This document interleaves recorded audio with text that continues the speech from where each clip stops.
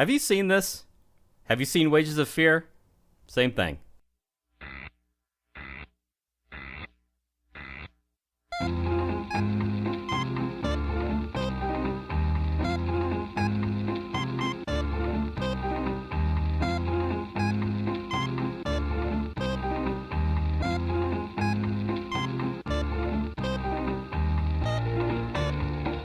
Welcome to Have You Seen This? The world's only podcast about obscure, overlooked, and misbegotten media. All discussions will be spoiler heavy. You have been warned. Okay, now first off, there's no sorcerer in this. I want to get ahead of that. No, there is. It's one of the trucks. Right. It's painted on, I think, the truck that the guys who get blown up. Is it? Right, but if you watch this for 2 hours expecting Gandalf in like a pointed hat with like a long gray beard, you're gonna be like, what the fuck? What is the guy from Jaws? When is he gonna meet the sorcerer? It's so funny you say that because years ago, when I read Easy Riders Raging Bulls, this was probably Great book. I think this was 20 years ago, actually. Yes. I remember reading about Blink of an eye. I remember reading about Sorcerer, thinking, "Oh, this sounds great, Friedkin Sorcerer," and then I was like, "Wait, there's no sorcerer." So. And apparently it wasn't just me. Apparently it was audiences at the time, too, were extremely confused by this lack of sorcery.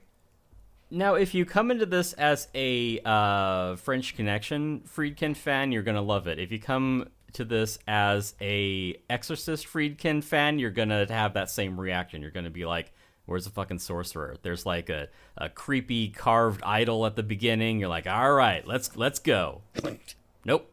It's funny because the title was legitimately one of the things that Friedkin himself actually blamed for the poor performance of the movie at the box office. And this one flopped hard, not just with audiences. That is but an exceptionally also with, bad title that like tanks your movie. Right. But it flopped hard with audiences as well as critics. I think there were only one or two reviewers who went to bat for it. Everyone else hated it. I think Friedkin had been riding for a fall a little bit because he had been very successful, but he had also burned a lot of bridges. Friedkin, you don't say. Yeah, real sweet guy. Yeah. Now, something that we hadn't mentioned is that Jen hasn't suddenly developed a more melodious voice. We have a guest on this episode. Hey. I don't know if you want to use one of your other personas. But this is our film buddy, Darren, yes, who's helped us out on a lot of these other movies. And we brought you on to have your opinion because you're a Friedkin fan as well. Yes, this is the story of Darren H. I mean, Friedkin. We had talked about what Friedkin fandom do you come from? And you didn't cover where I come from, which is cruising. Right? Ooh, yes. Yeah. That was one of our earliest episodes, too. Yep. And I have to say, while I don't love this the way I love To Live and Die in LA, I was still pretty impressed. In spite of its reputation for a long time, people kind of came around to it. I think the other thing that was stacked against it was the fact that it was a fresh take on The Wages of Fear. Not just the source novel by Georges Arnaud, but the immortal classic from Henri-Georges Clouzot, which I revisited. I had never seen the whole thing, and it's on Criterion right now. And I would say, fucking take a look at that shit, because you see why Clouzot is considered a master of the thriller, maybe even more so than Hitchcock, because if there it's are some on Criterion, tense-ass scenes in that movie. Yeah, if it's on Criterion, you know it's at least as good as Michael Bay's Transformers. Or A Color of Night with Bruce Willis. Yeah, an erotic thriller. Yeah, listen, a dying genre. That erotic thriller program on Criterion was exceptional. The movie Flesh Tone with the bassist from Spandau Ballet is one of the most incredible films I've ever seen, and had one of the best theme songs and one of some of the best softcore. Very excellent film. Not quite as good as Wild Orchid, which was not on that program. But listen, we're getting off topic here. That's what we do. But yes, say what you will. Color of Night was What a film. Anyhow. It's something. I mean, it's no body of evidence, but... What is? Right. But yeah, well, Bruce Willis goes whole hog in Color of Night, doesn't he? Does Willem Dafoe in Body of Evidence? Because I wouldn't be shocked. Yeah, I'm pretty sure I remember seeing his balls in it. I mean, okay. when don't Yeah, we? but it's not like... Right. It's not like Lars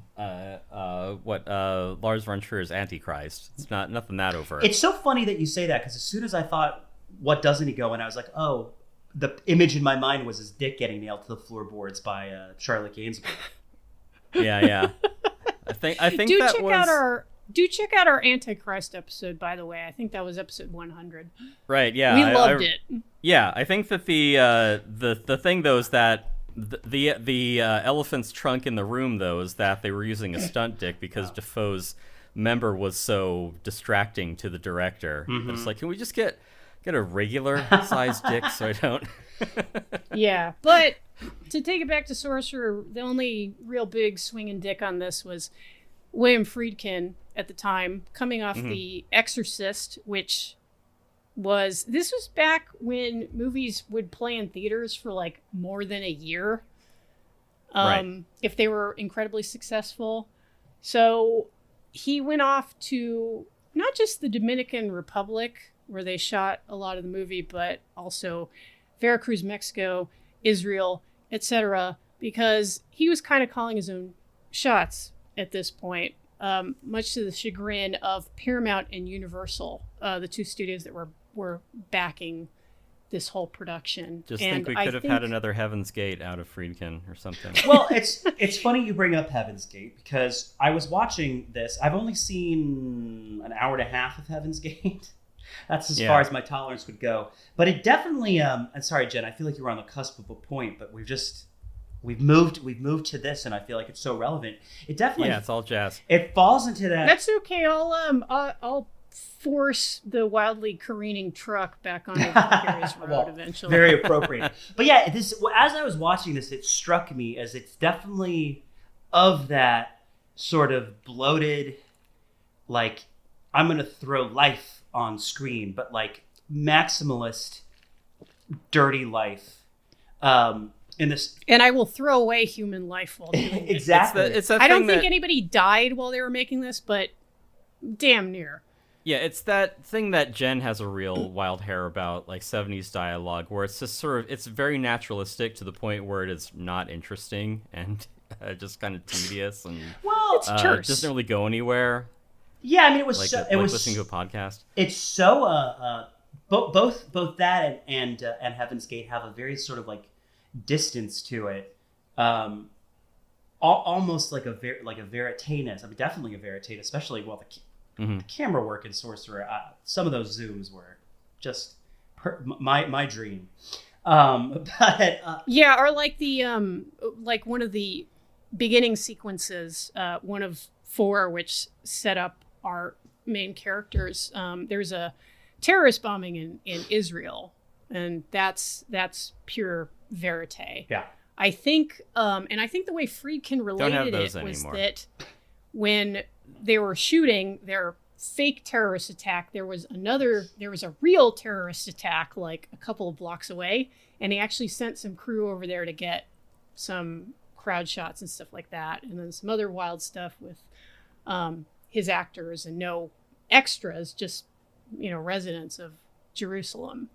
A real comedy of errors. Yeah, so it's noises off with William Friedkin.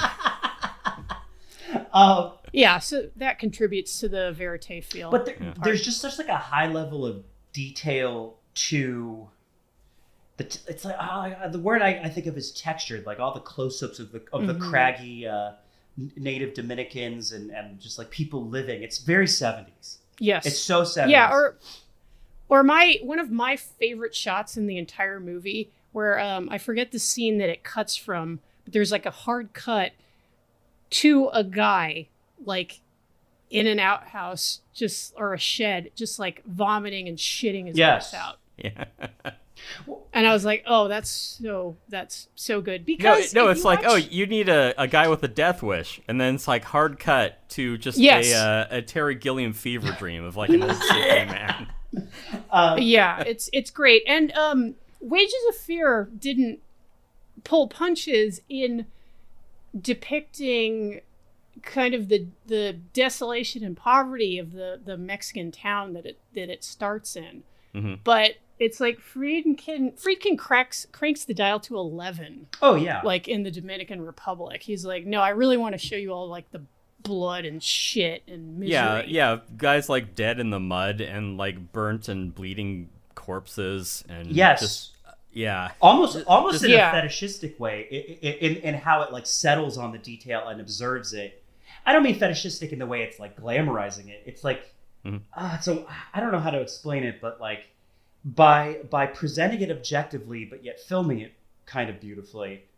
It's sort of lurid. Yeah. Well, I think you could say fetishistic because it gets your blood racing. It does. Well, it's fetishistic in the texture. It's almost like obsessive in how textured it is and how like grimy, and it's like they haven't bathed for like 20 days and have like skin lesions and have lesions on their lesions and like rotted it's like so much, and it's like so many people, the amount of like humanity on screen. It's kind of like, it's definitely and I feel like it falls into a similar category of like the last movie, the Dennis Hopper going to like a Latin American country, shooting with that many people, having that much freedom, sort of like flopping hardcore, but some people think it's a masterpiece and like becoming this like misunderstood thing, and like it's definitely a farewell, like you just don't get that anymore. The only other movie I can think of that came out afterwards that still held on to that was another Cimino, which was Year of the Dragon, which has that same kind of like lived-in maximalist yet like quotidian maximalism. Does that make sense? Okay. No, yeah, because you have in the movie you come across a dozen or so people that like you see them, but like you never learn their name. You don't know who they are. They don't have any lines. But yeah, you're deeply involved in just sort of this like mass of anonymous people. Like they're all people going about their lives, and I think that the thesis of the movie is because, as Jen mentioned, we get 4 vignettes of everyone, of like the backstory of how everyone got in this situation, and one of them is a French guy who is I guess he's Frog One. If you're going to use the French Connection parlance. But William Friedkin expanded universe. Yeah. So Frog One, like he's about to be done up for fraud, possibly bribery, some other things.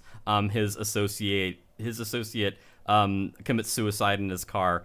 But while we just have some of this like humanity background texture of his wife is editing a novel, and she reads this vignette of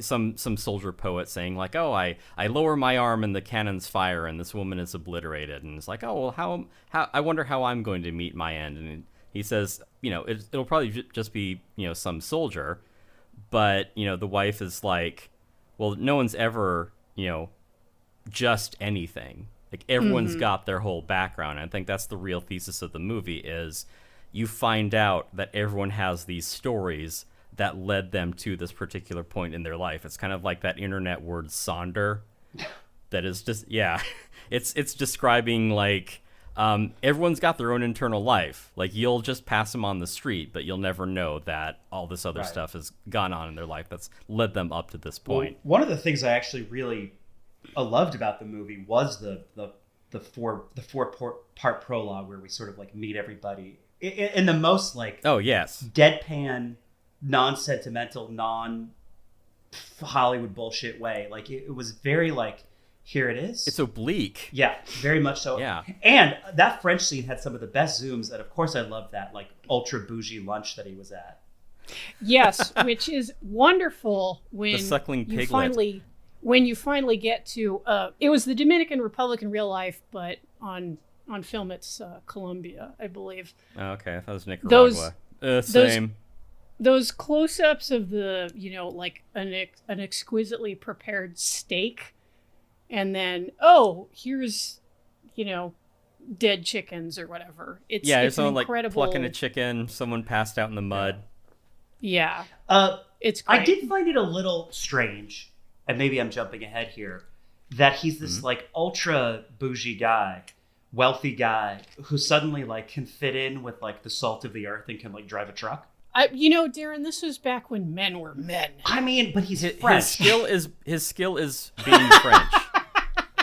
I suppose, and tell me what a Frenchman can't do, and I'll be sitting here for not very long. But oh, come on, I love the French. I do love France. Sorry, all French people. That was not a dig. That was just a joke. We don't have any listeners in France. It's okay. Good. Yeah, well, they're not going to sully their ears with an American podcast. Are you kidding? Yeah. Well, that does remind me. I did love how, like, for the first, 15 or so minutes, there's, like, no English. You could think that it's a foreign film. Which was another thing that that was blamed for turning off audiences. Because when this movie was in theaters, some of the exhibitors had to put up signs saying, yes, this movie starts off being in foreign languages. It's not entirely in foreign languages. Like, just wait out the first part and you'll hear English. Like, please don't just walk out thinking you've been seeing a subtitled, like, art film. Yeah, you didn't complain when we did this in Exorcist. Just bear with us for 5 fucking minutes. I will say this. Tarantino does the same thing in Inglourious Bastards, where the first, like, 25 minutes is what, in French and German? However, in that movie, it felt completely artificial. In this movie, Tarantino, it feels you don't say. In this movie, it feels very like organic. Organic, yeah. Holistic, yeah. Holistic is the word I was going for. That's a much better word. It's a cosmopolitan film, and it's interesting that and Friedkin wasn't just going to do like a straight remake of Wages of Fear, even though you kind of can't separate this film from Wages of Fear. I realize now, like, having revisited both back to back, not just because Wages of Fear is such a towering achievement, but also Sorcerer can, I think, hold its head up high right next to Wages of Fear, even though at the time reviewers and audiences didn't agree. It must have seemed incredibly audacious to the point of idiocy to try to remake a Clouseau film. Like a shot-for-shot remake of Psycho or something like that. Yeah, or some similar folly. Well, I think they remade Diabolique in the 90s, didn't they? They did, yes. Yeah. And the original Diabolique is incredible. Another Clouseau film. If I'm not mistaken... The Mystery Science Theater? No, it's Danger Diabolic. If I'm not mistaken, though, Friedkin went to Clouseau to get his blessing, right? Yeah, and I believe his words were, "Hey, I promise not to do it better than you did." Ha ha ha. Well, and one of Friedkin's associates who was with him at one of the initial screenings for, I think it was Universal Executives, but I'm not sure. Friedkin asked him, like, "Hey, what did I say when I talked to Clouseau that one time?" And then his friend is like, "Well, you said you wouldn't do it better than he did." And Friedkin was like, "I was right." Because I think the mood in the screening room at that time was, like, quite dark. Well, it's a very dark movie. I do love how it leaves... It gives you... Like, I feel like I know who these guys are. I don't need more backstory or bullshit exposition. You get what you need to get from them. It does... There is a level of sort of, like... Is it opaqueness? I don't know. Like, you never really get to know who these guys are, but in a way, like, I don't want to know their... It isn't spoon-fed to you.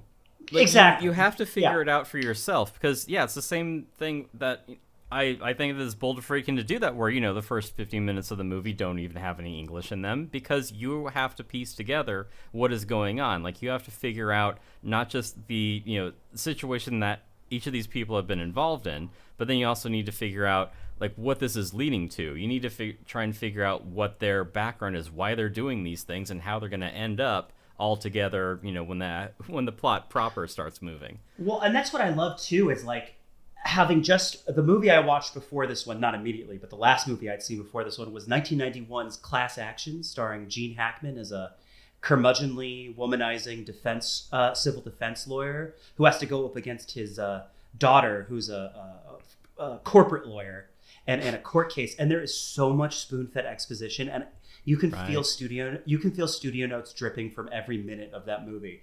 And what I love about this is there is no studio note whatsoever. This is a like, I'm gonna do what I want to do, and not only that, you're gonna suck my dick while I do it. You know, that's the Friedkin way. Yeah, and I think Friedkin ended up basically paying big time for doing so. I don't know if you remember, Darren, the story from Easy Riders Raging Bulls, when the executives did come to him with notes, and they said, like, okay, we'll meet you for lunch. And, you know, you and some other guys who worked on the picture, I think the writer of the film and someone else. And Friedkin told his associates, you know, come dressed like shit, you know, like trousers with paint splattered on them, like, you know, shirt untucked, etc. And they were meeting in like the, you know, the studio commissary, which is like, or the studio dining room, which is like pretty classy. Suckling pig. Right. And perfectly cooked steak.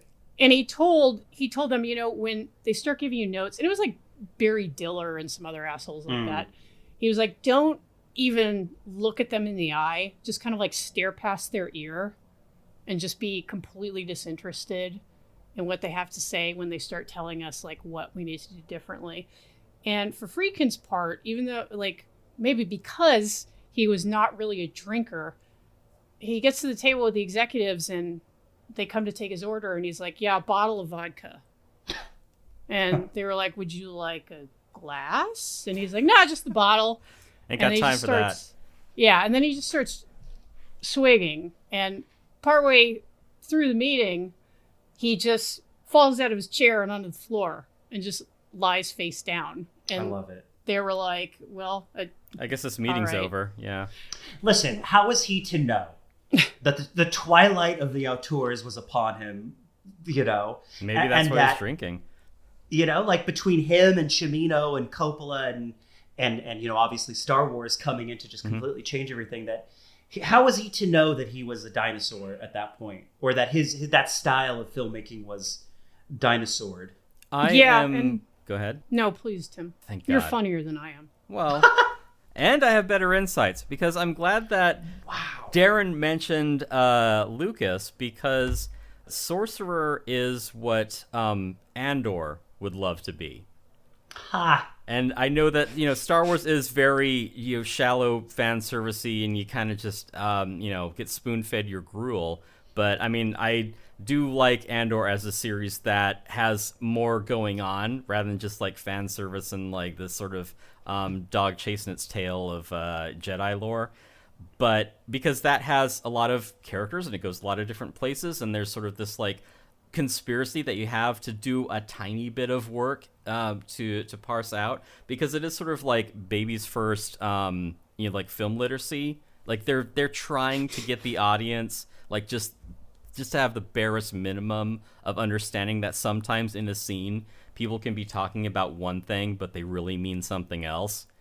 So well, you know what, if Star Wars is really the catalyst to get rid of that kind of filmmaking, maybe Andor will bring it back. I don't know. They don't trade audiences. I think it's the kind of thing where it's like, look, if you fucking fans won't watch something else, like maybe we'll give you like an actual, we'll put a pill, if not adult Star Wars series, like something that's more for teenagers instead of little babies. Yeah, we'll put your heartworm medicine inside a marshmallow. We'll know we're finally back to where we should be as a culture when the next Star Wars show involves the Sith going to a castle on a remote planet, kidnapping the most attractive alien youths from the galaxy, and getting a number of grotesque prostitutes to tell sexy stories to turn them on, so that Darth Sallow could you know, get his saber off and use the and then they make one of those Twi'lek slave girls like eat shit. Oh, Yeah. Get those midi-chlorians to shoot all over the castle. It's going to be weird, though, that his lightsaber, you know, it has like a slight curve to it. You're like, oh, he's very... Great. Yeah. But I mean, I think Friedkin would be like, fuck you for talking about Star Wars, because isn't Star Wars another one of the scapegoats they used for why this movie didn't succeed? Right. 77. This movie dropped, I think, maybe a month or two after Star Wars, which was a massive sensation as soon as it hit theaters. And they pulled Star Wars from some of the major theaters so they could put Sorcerer in there. And Sorcerer played for a little while, and then they're like, you know what, we're going to take out Sorcerer, we're going to put Star Wars back. Because everyone wants to see Star Wars on every screen. No one wants to see Sorcerer. And they even doesn't one of the Empire people call Darth Vader your sorceress ways, Lord Vader? There's even more sorcery in Star Wars than Sorcerer. When I had to look on Just Watch to see where this was streaming, which was nowhere. Right. Yep. I typed in Sorcerer, and it doesn't even come up. The Sorcerers, the Sword and the Sorcerer comes up. I had to go through William Friedkin as a search to find out that it wasn't there. It's bad enough that Disney's cutting scenes out of French Connection, but yeah, you can't even find Sorcerer anywhere. Yeah, and I think for whatever reason, it's hard to find Friedkin on streaming. I know that, unfortunately, To Live and Die in L.A. isn't fucking streaming anywhere. When they played it on TCM a while back, I went to the TCM app so I could watch it, and just got a black screen saying, "Oh, this film isn't available on streaming." And sorry, this one isn't popular enough. Yeah, I just about rage shit my pants. Mm-hmm. It was on Criterion not so long ago. I mean, Cruising. Cruising pops up. I feel like probably Cruising and Exorcist pop up more than. I mean, I'm sure you could find like Bug or Killer Joe somewhere. Oh, those are actually easy to find. Yeah. Those are on like Tubi. It could be that he was able to get better distribution deals with later films. In the case of Sorcerer, because it was this kind of joint Universal and Paramount project, I think what ended up happening was that Friedkin had to sue them both to actually free the film so he could have screenings of it where he would appear in person. Before this movie made it to Blu-ray, you would hear, if you Google, you'll see like accounts from very excited cineasts saying like, "Ooh, today I got to go to a very rare screening of Sorcerer in 35 with William Friedkin in person." He really did want the film to be seen, but he had to use legal muscle to do it. Yeah. I would have liked to have seen it on the big screen. I'm sad I just missed it because they did do a retrospective shortly after he died, I think at the Cinematheque. But like, it's the kind of movie, because it's so atmospheric and so, I hate to use the word immersive because it's such a buzzword, but it does really, with all the texture, do that. I think to have seen it really big, say at the Dome or something, would have, because I did find I loved that prologue. I could have watched, an hour of each of those. Oh, yeah. And expanded on, and I just loved how it unfurled, and it didn't spoon feed, and it just kind of like presented it to you, and they were so vastly different and felt so like realized with giving you, and telling the story visually. I thought that was great. But then like I did lose, I got a little bored until they got on the road. Sort of after the prologue. Yeah, my recollection of this wasn't strictly the cinematography in it, but yeah, watching it again, I am blown away by some of the shots in it. In particular, after the inciting incident of the quote unquote disaster, the sabotage at the oil field in Nicaragua or wherever this takes place. There is some of the money men, like the middle managers for the oil field, are taking a helicopter to find it, and so we get just this like lush, wall-to-wall scenery of this aerial shot of a jungle, and we're flying through the canyons of this verdant jungle to then reveal this fireball just like geysering into the air. You've got these like lush greens and these searing reds, and I'm just like what is like Friedkin just like showboating, or whoever the cinematographer was at this point, where it's like, you didn't need to put that shot in here. It's amazing. And the interesting thing is that there were actually 2 cinematographers credited on this. Friedkin had to get the second guy because the first guy underlit the jungle when they were shooting there. Those scenes were too dark.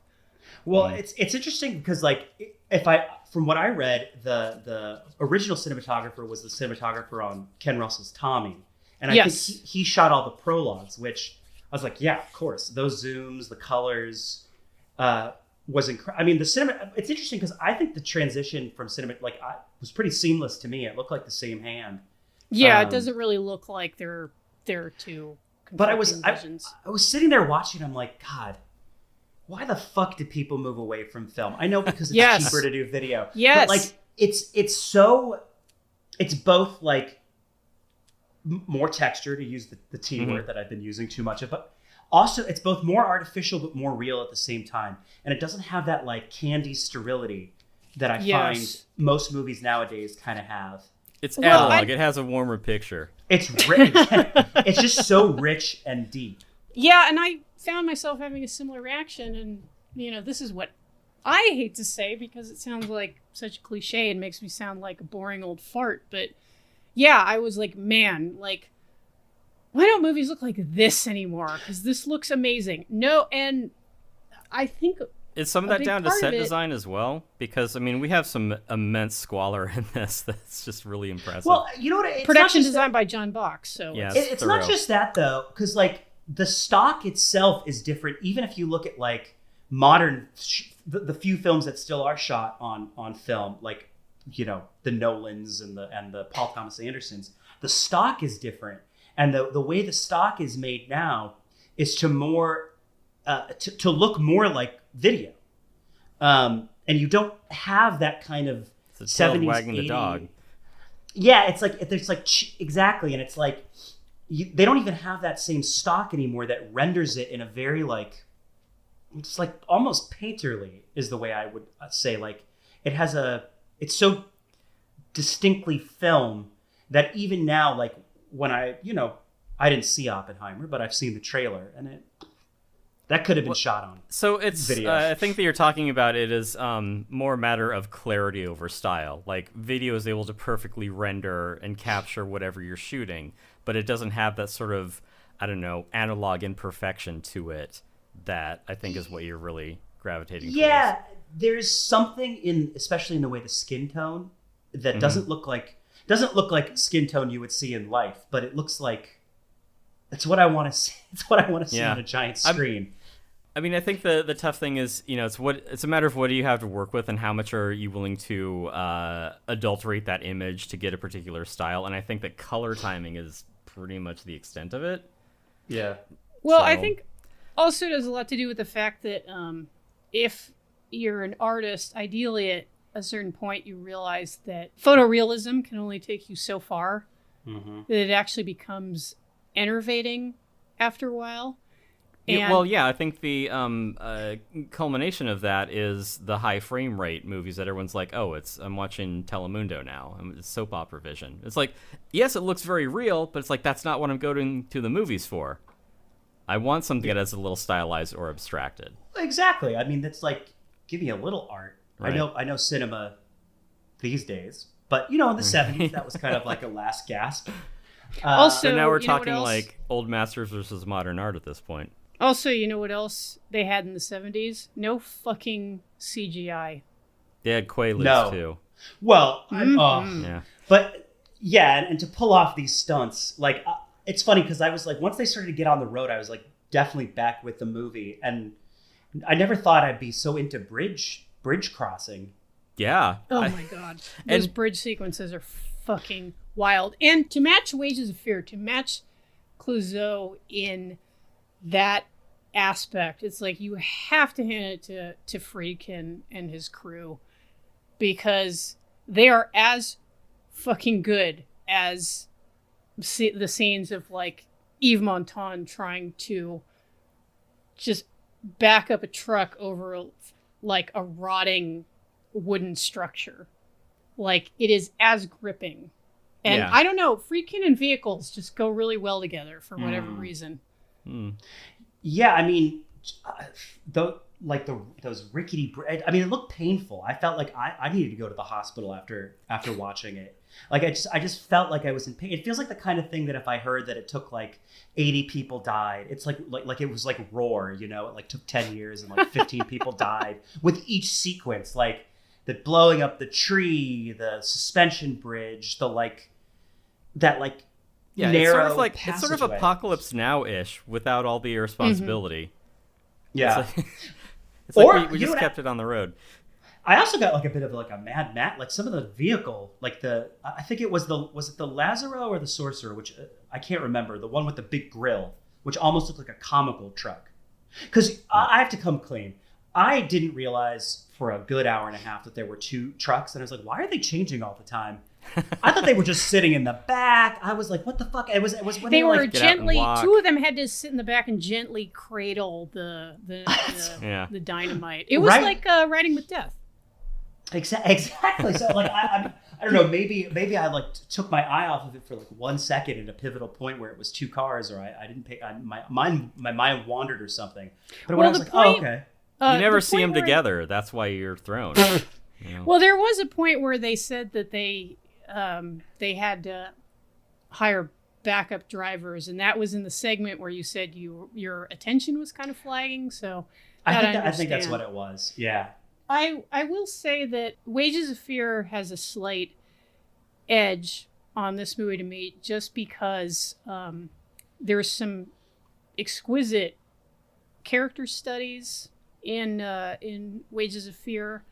While both of these movies are very interested in death, among many other things, in Wages of Fear you get a real contemplation of cowardice.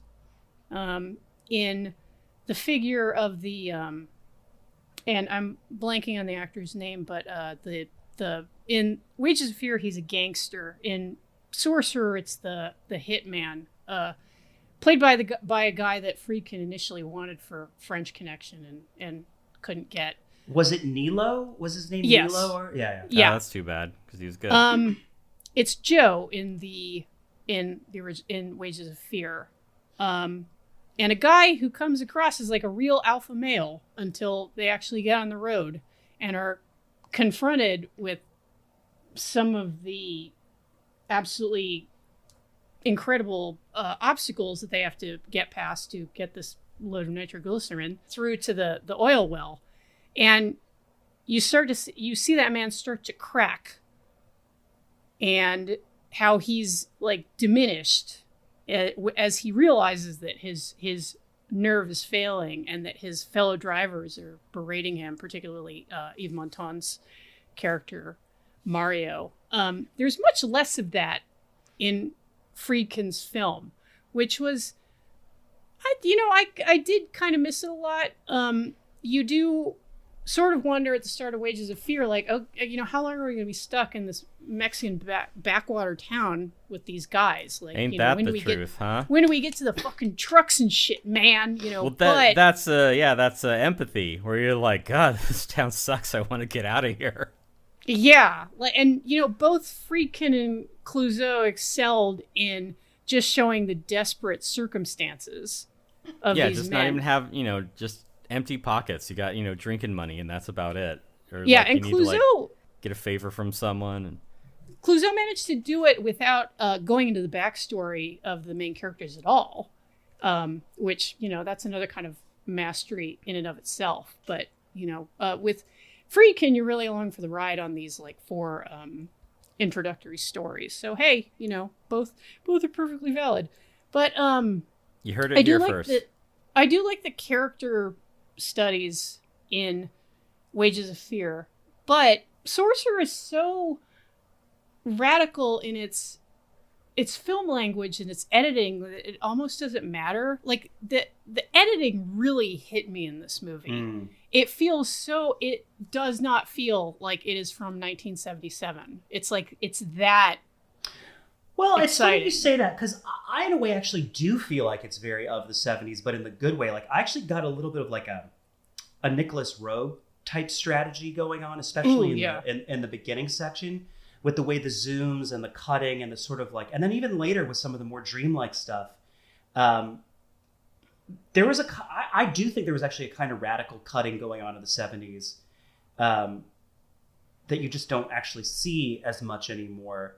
I mean, it got replaced eventually by like, MTV style quick cuts, but like, narrative, you're just sort of dropped in it. Narratively, you're just dropped in it, and you don't get a chance to understand what's going on. You're just there as an observer. You're just there in the scene watching these things happen with as much understanding as anyone would at the time. So in that way, it's very immediate the way that these things are staged and shot, I want to say.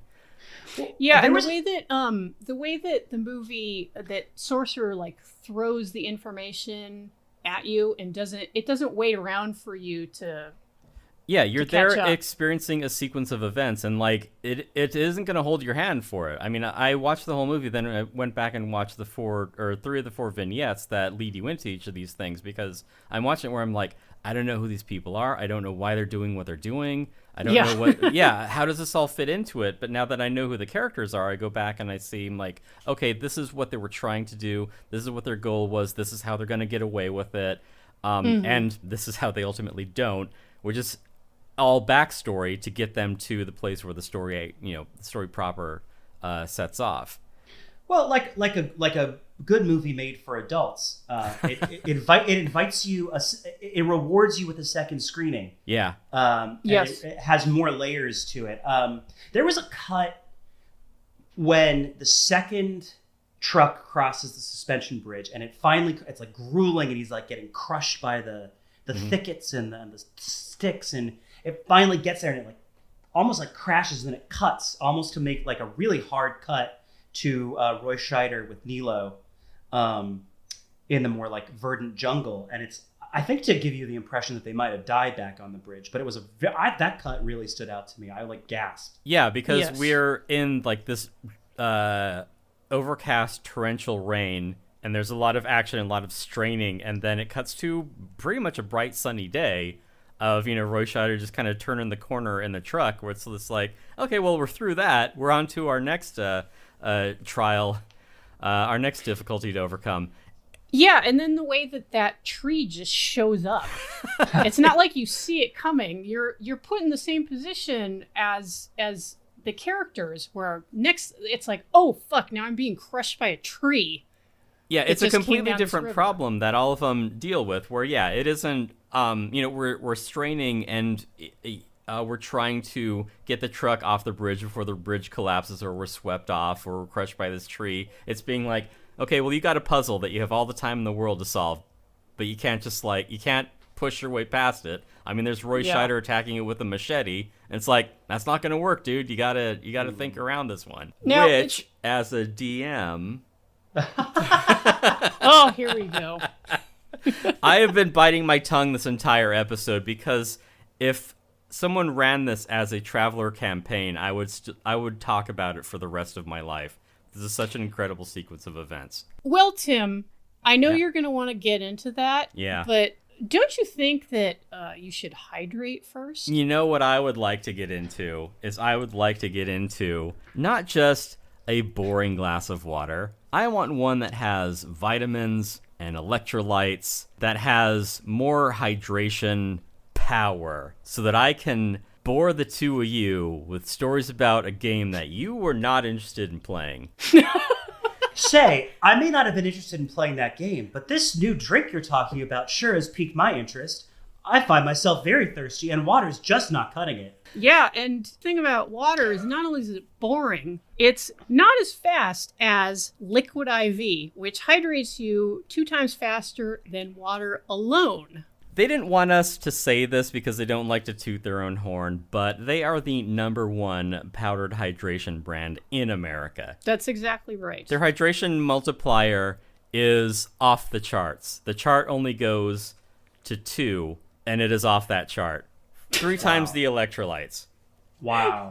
Yeah. 3 times the electrolytes and 12 times the flavors. Did you say 3 times the electrolytes and 12 times the flavors? Yes. Yes, in fact. 36 total. I don't know how the math works. You got sea berry, you got strawberry lemonade, you got Concord grape, lemon lime, pina colada, tropical punch, watermelon, strawberry, passion fruit, guava, acai berry, and more. Do you know that just today I was drinking a glass of water and I thought, gee, I wish this tasted like sea berry. I think that all the time. That is a relatable, universal human experience. I, for one, am sick of the taste of water. Yeah. Hey, who isn't? Water is for losers. Exactly. Yeah. I'm not some pond scum, just drinking something with the flavor of water, the worst flavor ever. I gag. Yeah, and they expect you to drink 6 to 8 glasses of this shit a day. Yeah, I'm not doing that. Does water have 5 essential vitamins like B3, B5, B6, B12, and vitamin C? Water has jack shit, but you know what does have all of those vitamins? Liquid IV. Wow. That's right. 1 stick of liquid IV and 16 ounces of water hydrates you 2 times faster and more efficiently than water alone. It's made with quality ingredients, and it's also non-GMO and free from gluten, dairy, and soy. So you don't have to drink that chunky-ass water anymore. Right, with yeah. milk Sometimes, yeah, I used to drink water out of a cow's udder, and I hated it. I wanted something without dairy. Yeah, you were like, this isn't sea berry flavor. Yeah. What the fuck? Yeah, and then I kicked that cow back out into the field. I took it into town to get slaughtered. It seems as though I don't even have to have like a port put in to have this put into my body like a real liquid IV. That is one of the advantages of this. You can use your existing holes to consume liquid IV. And it's powder for your convenience, so you can add liquid at your pleasure. Yeah, a lot or a little. Once you add the powder to the water, you can boof that shit if you want. We're not going to judge.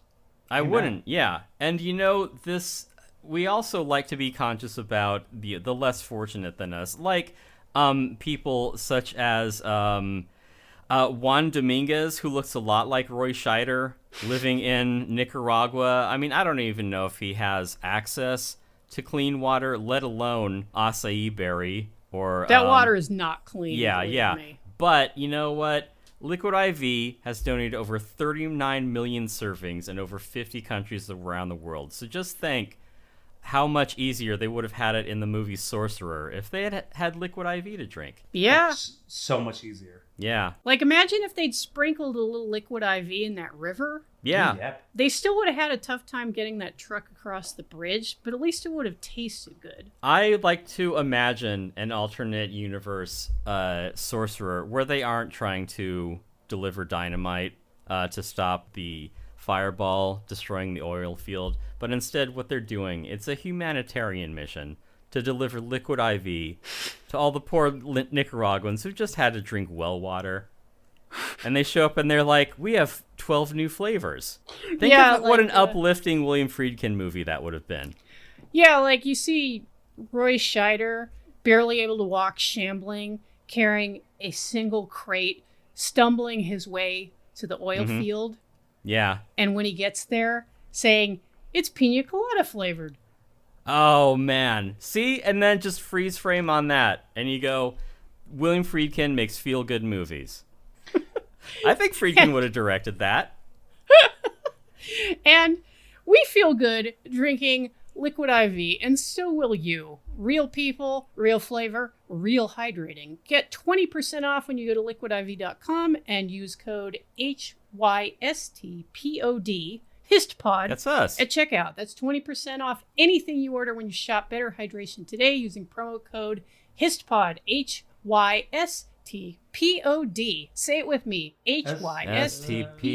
Jeez. At liquidiv.com. You know, shilling this water supplement has really made me thirsty. Wow, if only Penn Jillette would listen to this. If Penn Jillette drank this, he would immediately swell back up into the Penn Jillette we recognize from bullshit. Yes. And Penn and Teller get killed. Mm-hmm. If it was in Sorcerer, I think there would be much less dysentery, and I think dysentery is an important ingredient. Not that they show it, but I could tell there was a lot of dysentery. Well, Friedkin did get malaria from this shoot. Good. Yeah. No, not good. Oh, that poor malaria. To have to be stuck with Imagine the mosquito that had to in that body. The mosquito that Suck had that to blood. hold its proboscis and bite William Friedkin. Oh yeah, I don't know. instant Maybe just ask Sherry Lansing. Bump. Well, where were we in Sorcerer? It was the part where they got all the water supplements. I think we were at the part where, Tim, you were about to start talking about Traveler. All right, so part of character creation is you have this life path beforehand, and that is what I love so much about Sorcerer is that, you know, when you make your character in Traveler, you have all the previous life events that led you up to this point.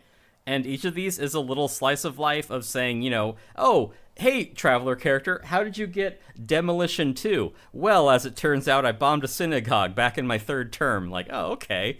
What about, hey, French guy, how are you able to convince the foreman to double the amount of money that we're paying? Well, it turns out that I have a high social because I have a background as a citizen of the Imperium.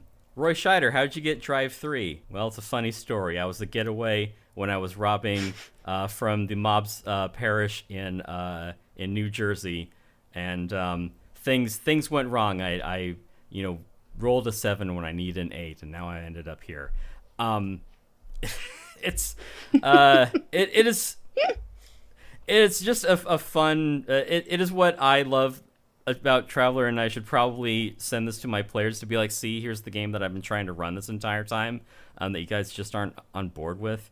You cowards. fucking morons. Yes. You idiots. This I can tell you why. Why? You need to be more like Billy Friedkin. First of all, you need more of that sort of 70s hair, and you need a big pair of glasses. 2, okay. you need to just tell them, fuck you. Show up with a bottle of vodka, fall out of the chair. It's your responsibility to lead them. You got to be the Friedkin here. These are pro DMing you know tips, what I'm saying? yeah. And third of all, you need to treat women like shit. Oh wait, you're already on that. I do. Thank you. Yeah. When you come what was I thinking about, you dumb bitch? You just need to ask underage girls that you're thinking about casting in your horror opus about masturbation. I hope you're ready for the research. glaring light of publicity all over the world. Yay. That's another, just in case anybody wants to cancel me, that's from Easy Riders Raging Bulls. That happened. Friedkin asked Linda Blair a question about that. Yeah. Oh, right. And she's like, don't you? Yes. I think so. Yeah, which is just like, great. that's such a ballsy answer. It's great. And it's like, yeah, well, I think we found our lead. She is so good at, this is a real side note, in Savage Streets, when she's in that like full leather outfit with the crossbow, and she's like, you want to get a taste of this cunt? It's so good. The delivery is excellent. Queen. Anyhow. That cunt is so good, yeah. Even with a crucifix shoved in it. Right.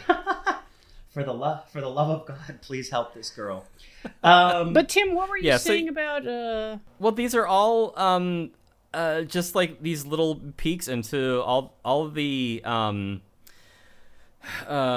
what's the pathos of these lives that have gone off the rails. And like I was saying about the Frog One's wife describing the story where it's saying no one's just somebody. Like everyone came from somewhere, and they're all threads in this tapestry of this narrative that I think Darren is picking up on, where it isn't just saying like, I'm the main character and I've lived a perfect life that has made me ideally suited to being the one to solve this problem. It's saying I'm just a guy. I kind of fucked up earlier in my life, and it led me to a difficult position where I'm kind of between a rock and a hard place, and I've got to work my ass off, not only to get myself out of the situation, but only to just survive it. That was the thing that I was telling my players. Like, sometimes surviving is winning.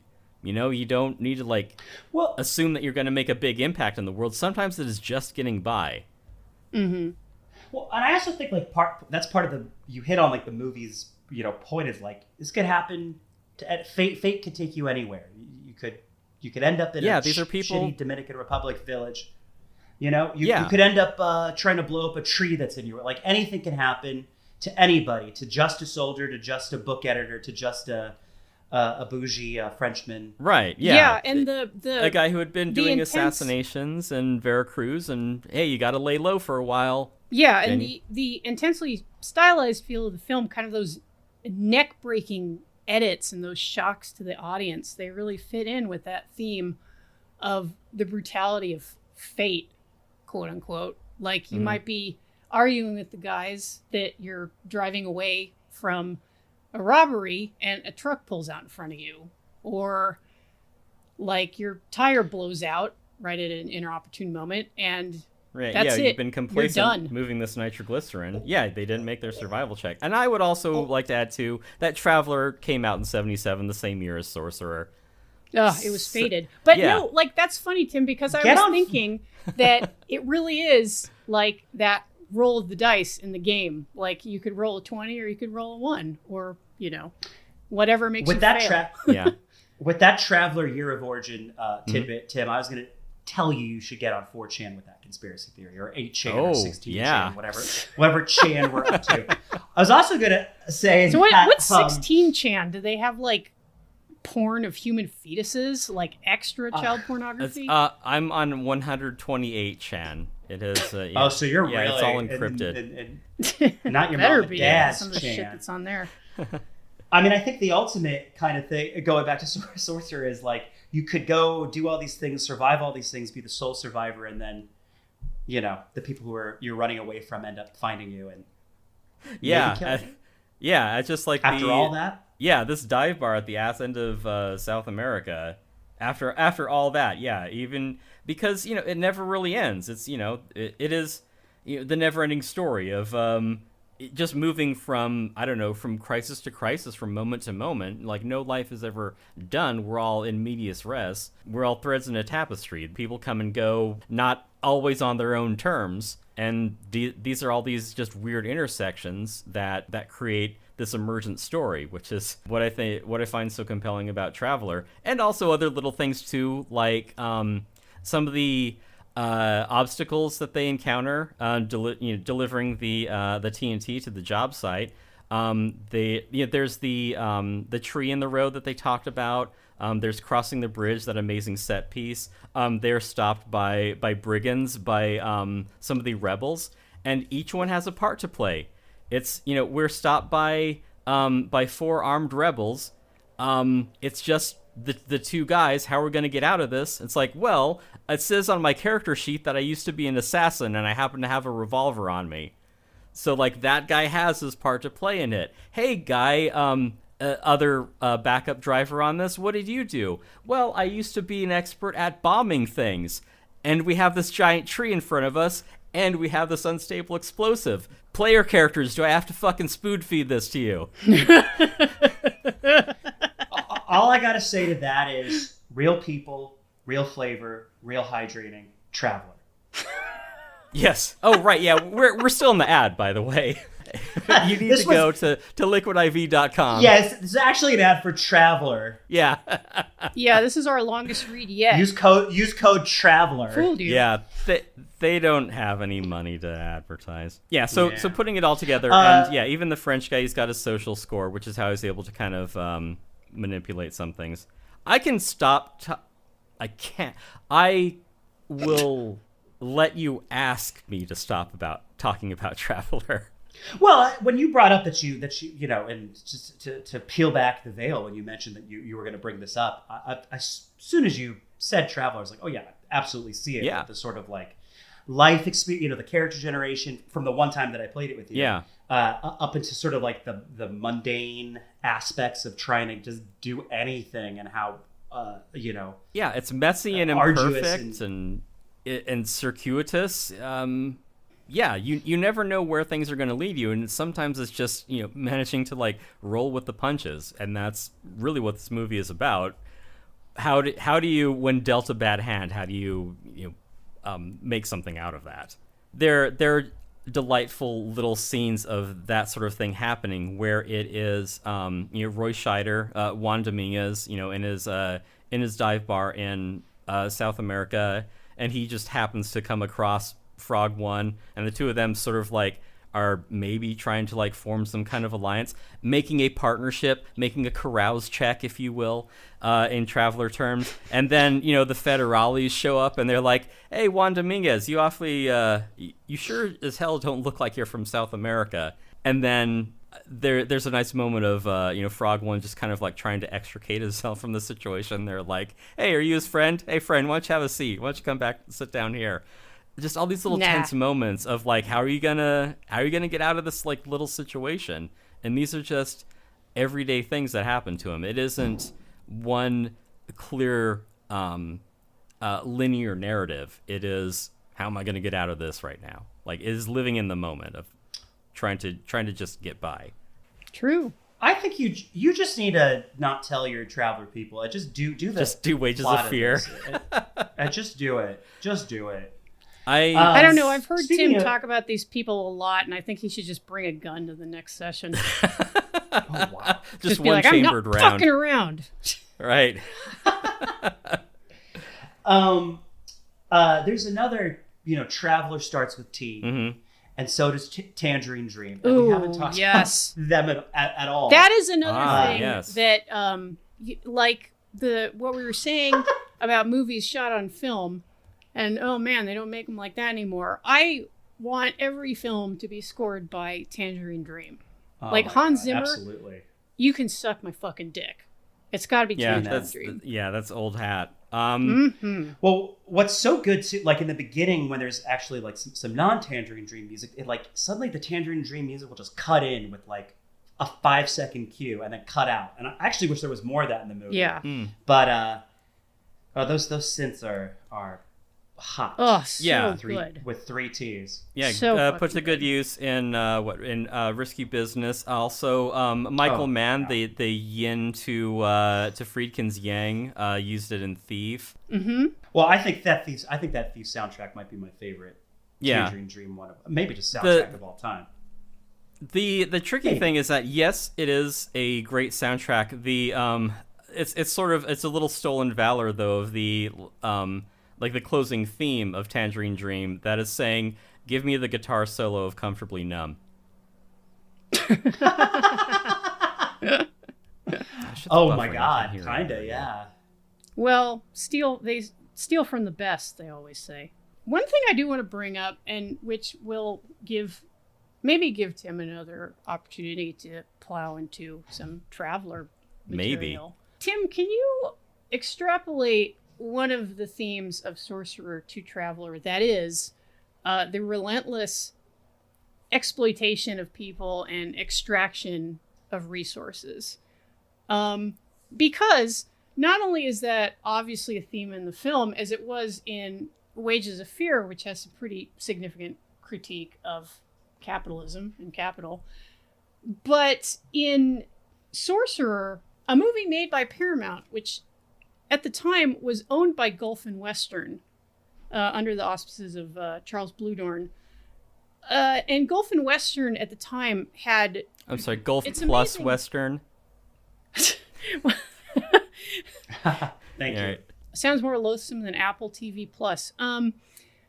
At the time, Gulf+Western was massively diversified.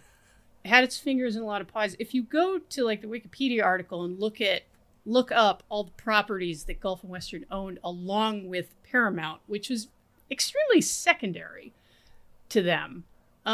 They were into things like sugar and zinc and, resources. And Friedkin noticed that the Dominican Republic, as he put it, was practically a wholly owned subsidiary of Gulf+Western and by extension Paramount. Yeah. And his kind of a little nod to that was I think there's a scene in the film where the I guess you'd say the project manager and another guy from the oil company are discussing the oil well fire, and behind the one guy there's a picture on the wall of the oil company's board of directors. Those are actually I don't know if they're Paramount or Gulf+Western executives, but reportedly when Bluhdorn recognized himself in the picture, he just about shat a brick. That's a good troll.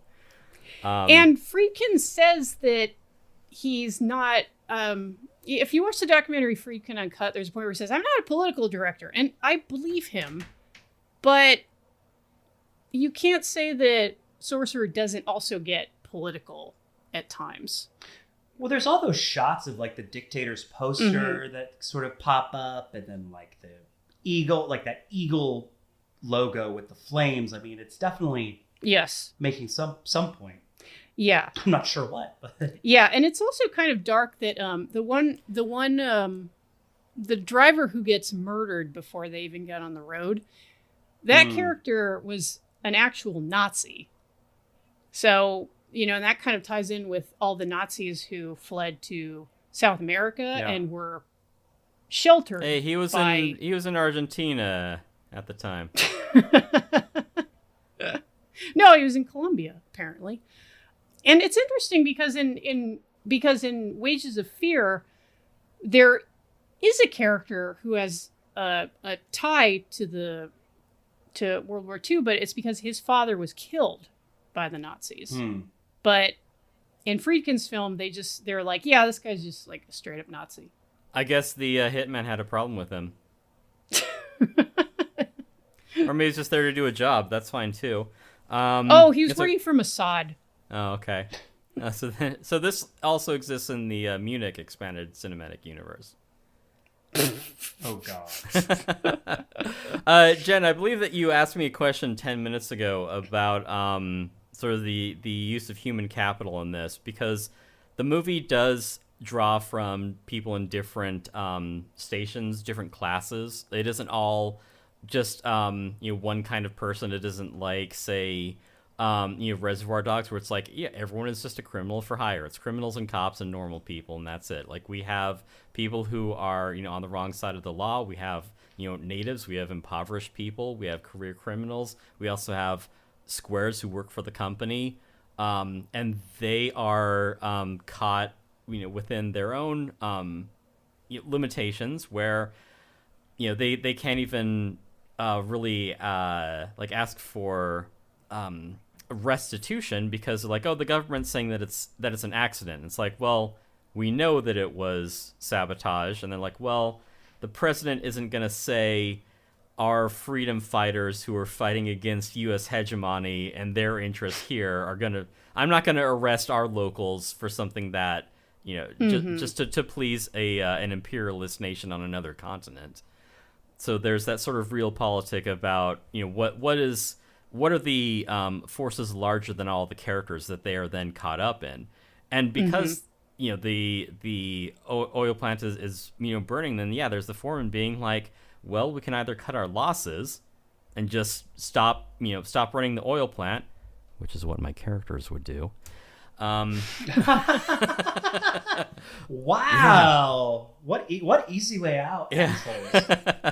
Or we can see how much human capital we're willing to expend in order to get things back on the road and get the oil well pumping again. And the matter already, how many other locals, they show that in gruesome fetishistic detail, like Darren was pointed out. We see burned and bleeding bodies of workers coming back on a truck from from the job site, and it's like, hey, what's 4 more low life scum to the United Oil just to get this factory working again. And it's like, we can maybe give them 20 grand.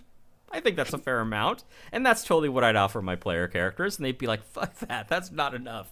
Yeah, that 20 grand, and then try and stiff him by giving him a check. Yeah.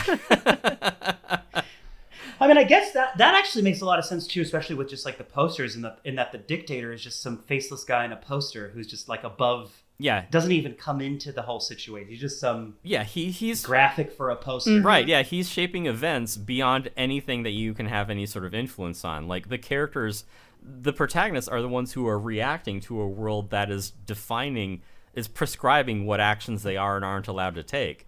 So it is working within that difficult framework of being like, okay, just how do I get by with, all these forces beyond me? Yeah, and that... Whether really... it is a dictator or a mob boss or what have you.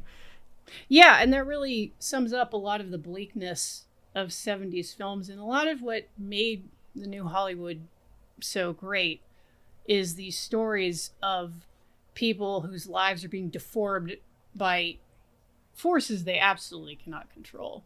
And kind of definitely. A main theme of Sorcerer being the complete capriciousness of fate. It's very brutal, but very truthful.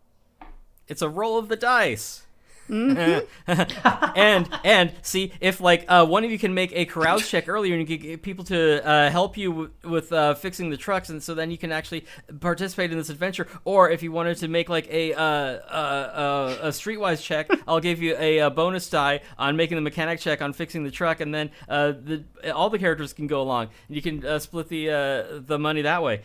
Tim. Yes. I have an idea for you. Okay. What you need to do is you need to arrange with this group a traveler getaway. And you all go to the Dominican Republic. Ooh. Right? Yes. Get your shots and first, you though. Essentially, you do a site-specific theater piece.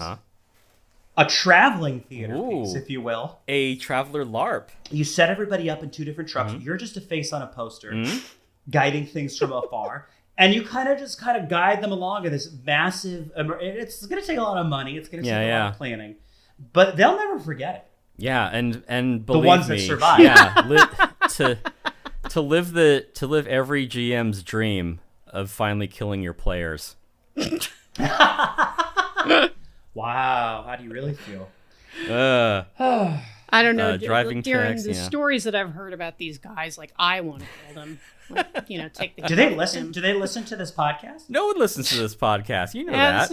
Oh, frankly, it's beyond their poor intellect. But we've been chatting a while about Sorcerer, and I think we've said quite a bit about it that is good and tasty. But one thing I did want to mention before we go is one thing which does break my heart about this movie is that for the 4 lead roles, Friedkin only got one of his first choices. That was Amadou as the Palestinian terrorist.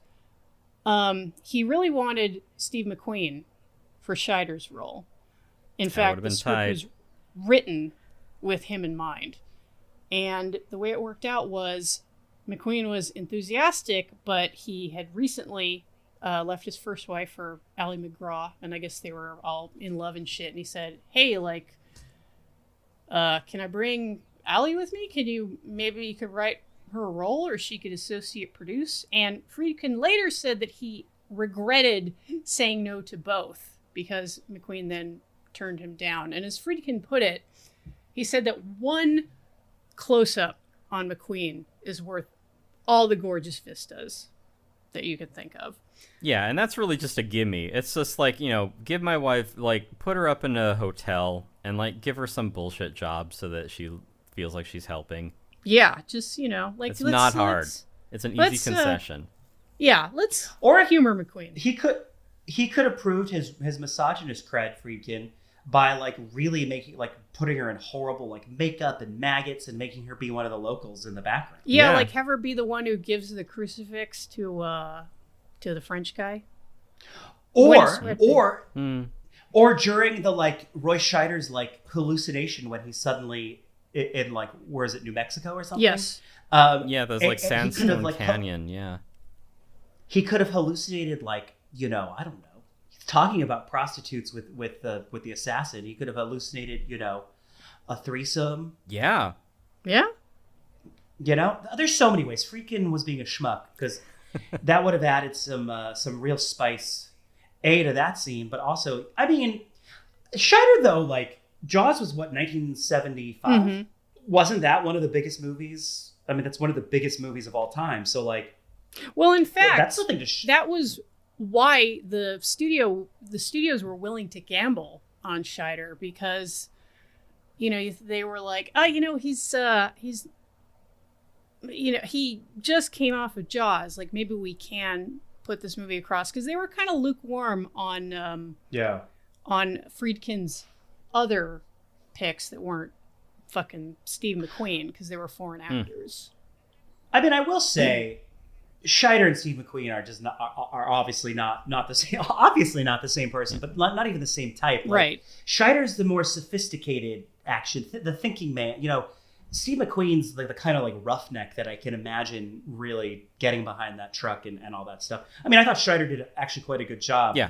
But I don't know. It's hard because having not seen Jaws until I was much older, Too triggering. Well, too triggering. Yes. My real initial exposure to Roy Scheider, the first thing I really saw him in was All That Jazz. Okay, fine. The real thing was his cameo in that Coppola. What's the Legal Eagle movie from the 90s? Legal Eagles. Where he's like the evil. I wish. Where he's like the evil corporate exec. It's like A Time to Kill maybe or something like that. Sure. Whatever. Right. Yeah. But the first one that like made an impression on me was All That Jazz, and him being womanizing Bob Fosse, tapping a toe, is very different from quote unquote Juan Dominguez in Sorcerer. Yeah. Yeah, and no shade to Roy Scheider because he is very good. One thing that I did think was interesting to once again mention the Friedkin Uncut documentary. Quentin Tarantino is one of the people they interview in that, and he straight up says like, "Oh, Roy Scheider is completely wrong for the part," which what does he know about casting movies? Well, I mean, I don't think that's true. I don't know. I think he was good. I think he was great. I think McQueen would have, because I was reading didn't he want like Clint Eastwood at one point too? Yeah, Clint Eastwood was bandied about as a name. He wanted like a man's man. It seems like, and Scheider's more of like a dad's man. He's like he's like a tough dad. He's not. Yeah, because even you know what I mean? Even in French Connection, he's the more grounded of the two between him and Gene Hackman. Like he's the more responsible cop. Yeah, Hackman is just like off the chain. Yeah, he's unhinged. Scheider's just kind of trailing in his wake. Right. You gotta see him in class action. Well, speaking of men's men, Friedkin also talked to Robert Mitchum when he was casting. Right, Bobby Mitchum. Yeah, and right.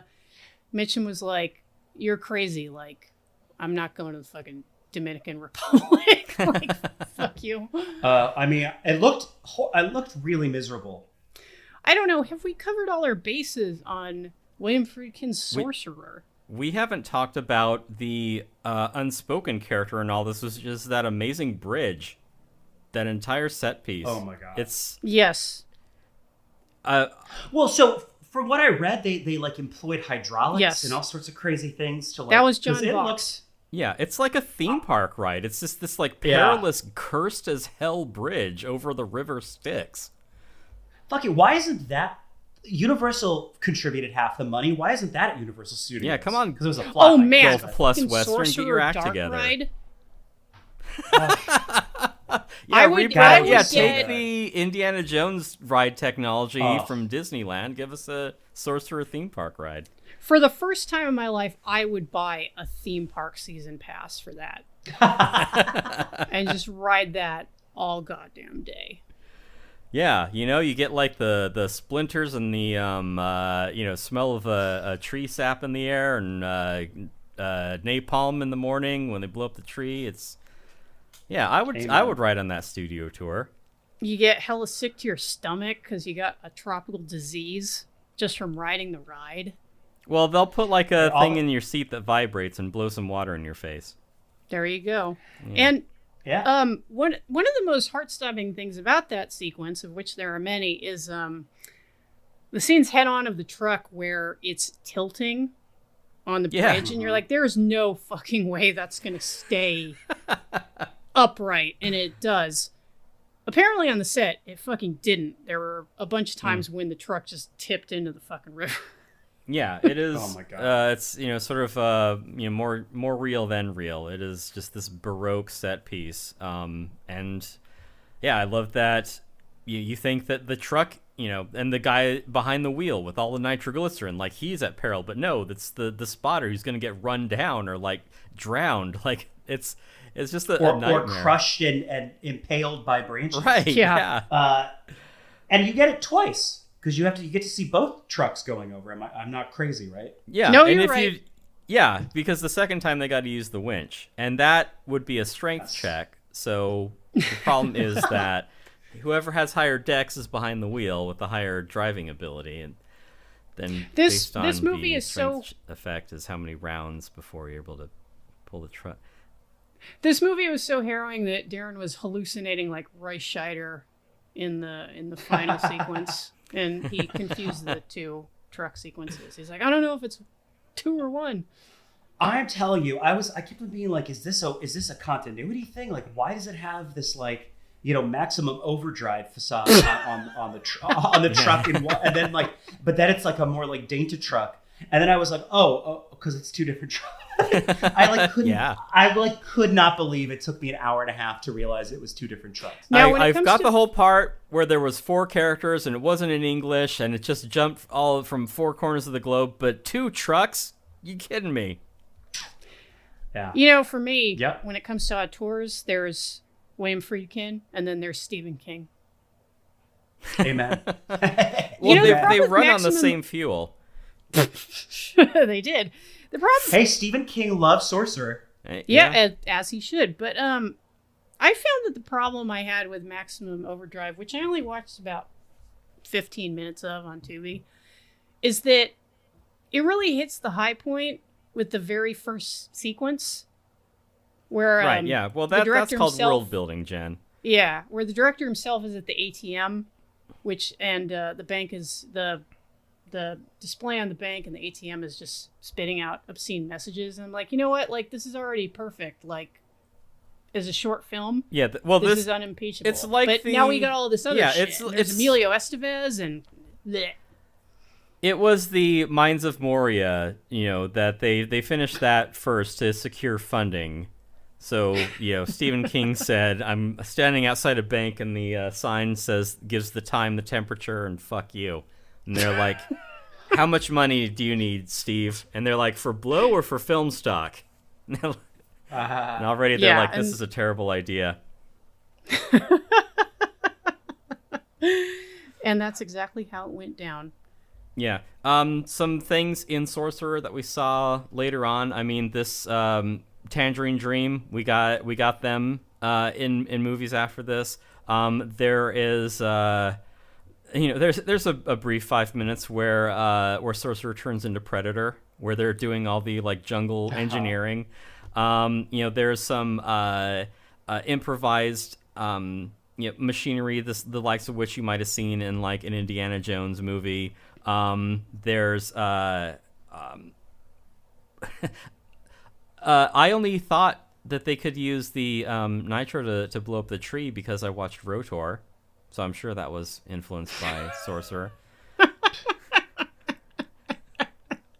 Yeah, Rotor was influenced by that. And, the montage of washing out drivers as, borrowed and licensed to drive. So Sorcerer casts a long shadow, yeah. But you know what? One thing it doesn't have, sadly, I was praying for, even though I knew it was impossible, was for the closing credits song to be Sorcerer by Stevie Nicks. Yes! From didn't get it. From sung by Marilyn Martin on the Streets of Fire soundtrack. And that would have been the slam dunk, yeah. Since we finally, from the moment we finally nailed down the recording of this episode, I have had that song in my head. So it's been like a couple weeks. Like Sorcerer, who is the master? Yeah, yeah. And now you can finally get it. How good would that have been? Can you imagine if that song played on the closing credits? Well, I think I might just drop that into VLC and make it happen. Oh, please. Yeah, there you go. The haunting voice of Stevie Nicks with the haunting power of Sorcerer. Yes, and the haunting visage of Roy Scheider. Amen. To my point earlier, if they had called the movie Sonder, it would have made more sense. But people would be like, "What the fuck is a Sonder?" And then it would have performed even more poorly. They should have called it like dysentery. Well, I was looking at the liner notes for the DVD, and Friedkin, it was a toss-up. It was Sorcerer or Ballbreaker. You stole my anecdote. Oh, I started the anecdote, and you started to interrupt it. Well, one of us was going to tell it eventually, so. Yeah, here, you tell it. We'll have a tell-off. Whoever, hell, Jen, you're editing it. You have it, say it happens however you want. No, you know what, Tim? I'll give it to you because you bested me in hand-to-hand combat for it.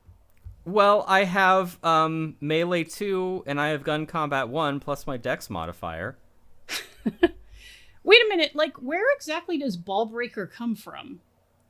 I don't know, but it's just an evocative fucking title. That's great. Yeah.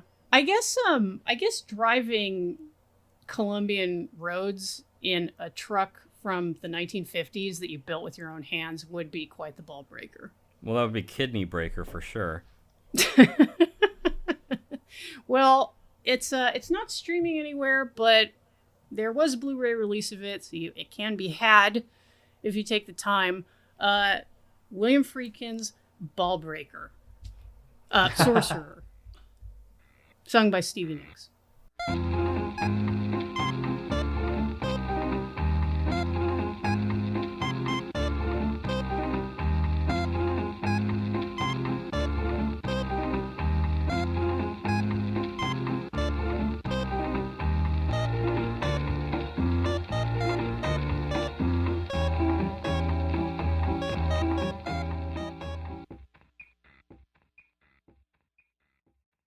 All this banter. Jen, shut up. Fuck you.